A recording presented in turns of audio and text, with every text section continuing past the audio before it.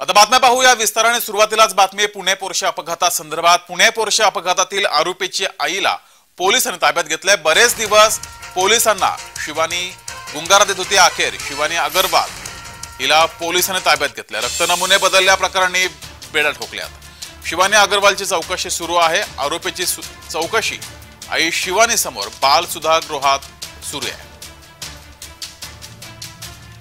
शिवानी अग्रवाल ही वेदांची आई बरेच दिवस पोलिसांना गुंगारा देत होती। अखेर पोलिसांनी शिवानी अग्रवाल हिला ताब्यात घेतलेलं आहे आणि आता शिवानी अग्रवाल हिच्या समोर वेदांची चौकशी सुरू आहे। वेदांत अल्पवयीन असल्यामुळे त्याची रवानगी बाल सुधारगृहात केली होती। आई समोर त्याची चौकशी होणार होती, मात्र आई गुंगारा देत होती, त्यामुळे वेदांत अग्रवाल याची चौकशी थांबली होती। मात्र अखेर शिवानी अग्रवाल हिला पोलिसांनी ताब्यात घेतलेलं आहे आणि आता आई शिवानी अग्रवाल हिच्या समोर वेदांत अग्रवाल याची चौकशी सुरू आहे। पुणे पोर्शे अपघात प्रकरणी नवीन अपडेट समोर येते। शिवानी अग्रवालला पोलिसांनी ताब्यात घेतलेलं आहे आणि आता बाल सुधारगृहामध्ये शिवानी अग्रवाल हिच्या समोर तिचा मुलगा वेदांत अग्रवाल याची चौकशी सुरू झाली आहे।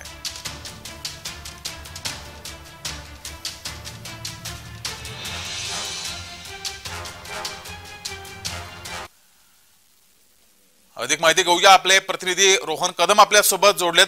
रोहन, आताची अपडेट नेमकी काय आहे?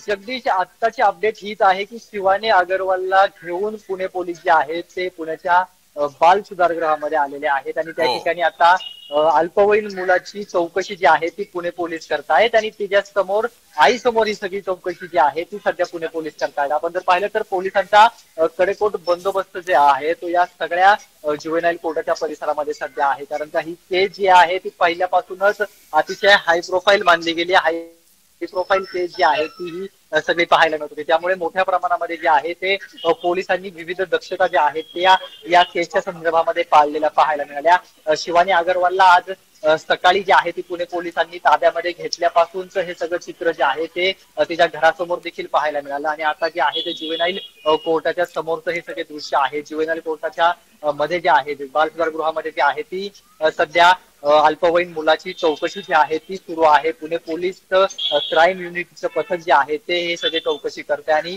आई समोर जे आहे ती ही सगळी चौकशी सध्या केली जाते। त्यामुळे मोठ्या प्रमाणामध्ये पोलिसांसमोर आव्हान जे आहे ते सगळ्याचं आहे, कारण का आपण जर पाहिलं तर ज्यावेळेस कोर्टामध्ये सर्वात पहिल्यांदा विशाल अग्रवालला घेऊन चालले होते त्यावेळेस त्याच्यावरती हल्ला करण्याचा, शाईफेक करण्याचा प्रयत्न जो आहे तो काही संघटनांनी केलेला होता। तसा प्रकार होऊ नये म्हणून पोलिसांनी अतिशय दक्षता जी आहे ती या सगळ्या बाबतीमध्ये घ्यायला पाहायला मिळते।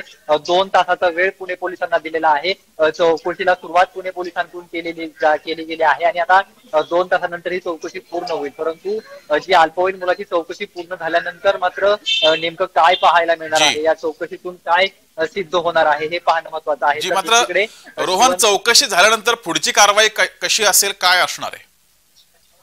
निश्चितपणाने खरं तर चौकशी पूर्ण झाल्यानंतर तो अल्पवयीन मुलगा पुन्हा एकदा बाल सुधारगृहामध्ये जाईल, कारण का 5 जून पर्यंत त्याचा बाल सुधारगृहाचा सगळा कालावधी असणार आहे। परंतु शिवानी अग्रवालला पोलिसांनी ताब्यामध्ये आत्ता घेतलेला आहे। तिला कदाचित ज्या पद्धतीने ससून रुग्णालयामधून रक्ताची फेरफार झाली त्या प्रकरणामध्ये कदाचित पुणे पोलीस तिला आरोपी करू शकतात आणि आरोपी करून त्यांना अटक दाखवू शकतात आणि नंतर कोर्टामध्ये प्रोड्यूस करू शकतात, अशी शक्यता सध्या वर्तवली जाते। त्यामुळे शिवानी अग्रवालला नेमकं कुठल्या केसमध्ये पुणे पोलीस सहभागी करून घेत आहेत, आरोपी करतायत आणि कोर्टामध्ये तिला कधी नेतात हे पाहणं महत्वाचं असणार आहे। ठीक आहे रोहन, तू या सर्व घटना घडामोडींवर लक्ष ठेवून राहा। तुर्तास धन्यवाद दिलेल्या या माहितीबद्दल।